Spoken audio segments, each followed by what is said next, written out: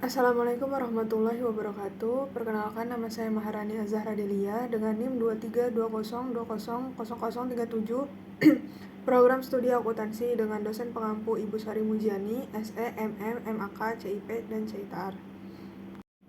Saya akan menjelaskan tentang pengaruh kepemilikan saham dan rasio keuangan terhadap struktur modal perusahaan dengan studi empiris pada perusahaan manufaktur periode 2020 sampai 2022 yang terdaftar di Bursa Efek Indonesia.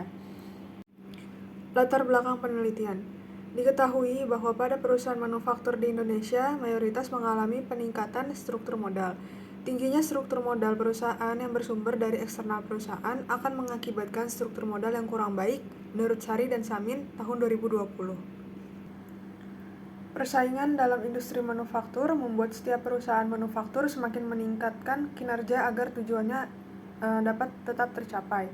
Salah satu tujuan adalah untuk memaksimumkan kemakmuran pemegang saham melalui memaksimalkan rasio keuangan. Menurut Sartono tahun 2010. Dengan semakin baiknya rasio keuangan, maka perusahaan tersebut akan dipandang semakin bernilai oleh para calon investor. Perusahaan didirikan dengan tujuan untuk mencapai keuntungan yang maksimal, memakmurkan pemilik perusahaan atau pemegang saham, dan memaksimalkan rasio keuangan yang tercermin pada harga sahamnya. Rumusan masalah. Berdasarkan latar belakang tersebut, permasalahan dalam penelitian ini dapat dirumuskan sebagai berikut. Yang pertama, apakah rasio keuangan berpengaruh terhadap struktur modal perusahaan? Yang kedua, apakah kepemilikan saham berpengaruh terhadap struktur modal perusahaan? Kemudian ada tujuan penelitian. Tujuan dari penelitian ini dapat diuraikan sebagai berikut. Yang pertama, untuk menguji pengaruh antara rasio keuangan terhadap kinerja struktur modal perusahaan. Yang kedua, untuk menguji pengaruh antara struktur kepemilikan saham terhadap struktur modal perusahaan.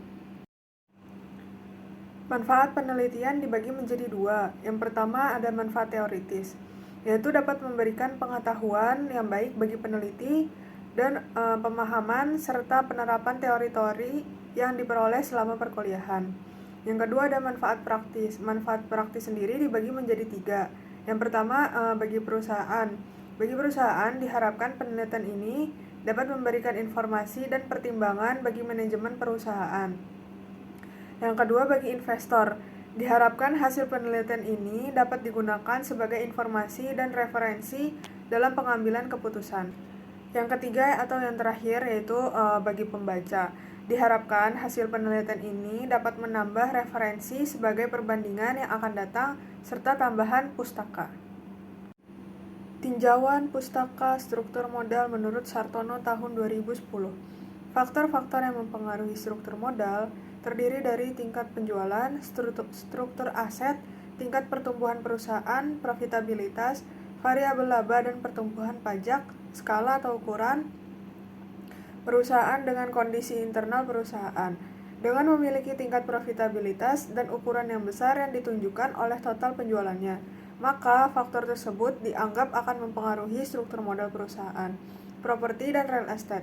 Sehingga penelitian ini difokuskan pada pengaruh profitabilitas dan ukuran perusahaan terhadap struktur modal perusahaan manufaktur yang terdaftar di Bursa Efek Indonesia.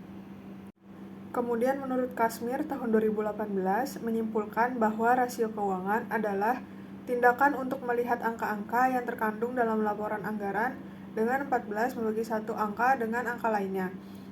Kemudian menurut Rusdianto tahun 2013 menyatakan bahwa rasio keuangan adalah teknik mendalam untuk menemukan korelasi antara satu catatan tertentu dengan satu catatan lagi dalam laporan keuangan suatu perusahaan dan hubungan antara catatan-catatan inti.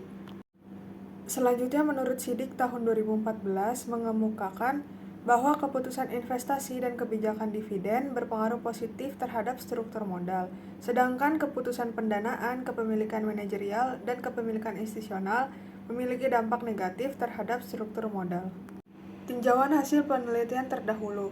Hasil penelitian Sisil dan Suwardi tahun 2015 menemukan bahwa kepemilikan saham pada perusahaan manufaktur yang terdaftar di Bursa Efek Indonesia selama periode 2010 sampai 2013 berpengaruh positif dan signifikan terhadap struktur modal. Kemudian penelitian Zumatul Atikoh dan Nur Fajri tahun 2016, pengaruh kinerja keuangan, size, pertumbuhan penjualan, dan kepemilikan saham terhadap struktur modal menunjukkan kepemilikan saham tidak berpengaruh terhadap struktur modal. Kemudian hasil penelitian YAI tahun 2019 mengungkapkan adanya korelasi positif yang signifikan antara rasio keuangan dengan struktur modal. Sementara penelitian Abraham tahun 2016 dengan judul pengaruh kepemilikan saham dan rasio keuangan terhadap struktur modal perusahaan berpengaruh terhadap struktur modal perusahaan. Kerangka pemikiran berdasarkan landasan teori dan hasil penelitian sebelumnya, serta permasalahan yang dikemukakan, maka kerangka konseptual penelitian secara teoritis dituangkan dalam model penelitian yang ditunjukkan oleh gambar sebagai berikut, dengan X1 kepemilikan saham, X2 rasio keuangan, dan Y-nya struktur modal. Kemudian hipotesis, H1-nya adalah kepemilikan saham berpengaruh positif terhadap struktur modal, H2-nya rasio keuangan berpengaruh positif terhadap struktur modal. Variabel independen kepemilikan saham. Menurut Wicaksono tahun 2020 menjelaskan bahwa keberhasilan penerapan corporate governance tidak terlepas dari struktur kepemilikan perusahaan. Struktur kepemilikan tercermin baik melalui instrumen saham maupun instrumen utang, sehingga melalui struktur tersebut dapat ditelaah kemungkinan bentuk masalah keagenan yang akan terjadi.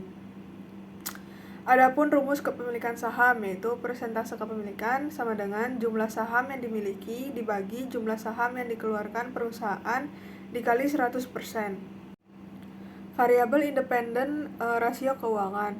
Menurut S. Munawir tahun 2002 menjelaskan pengertian profitabilitas atau rentabilitas adalah kemampuan perusahaan untuk menghasilkan laba selama periode tertentu. Kondisi perusahaan dapat diketahui kekuatan dan kelemahannya melalui rasio profitabilitas. Adapun rumus rasio profitabilitas yaitu net profit margin sama dengan laba bersih penjualan dikali 100%. Metode penelitian. Yang pertama ada kriteria sampel, yaitu perusahaan-perusahaan yang termasuk dalam industri manufaktur yang sahamnya aktif diperdagangkan di BEI selama periode penelitian. Yang kedua, perusahaan tersebut secara aktif mempublikasikan laporan keuangan berturut-turut selama periode penelitian. Yang ketiga, perusahaan yang mendapatkan laba positif secara berturut-turut selama periode pengamatan. Teknik pengumpulan data. Teknik pengumpulan data penelitian menggunakan metode studi pustaka dan dokumentasi.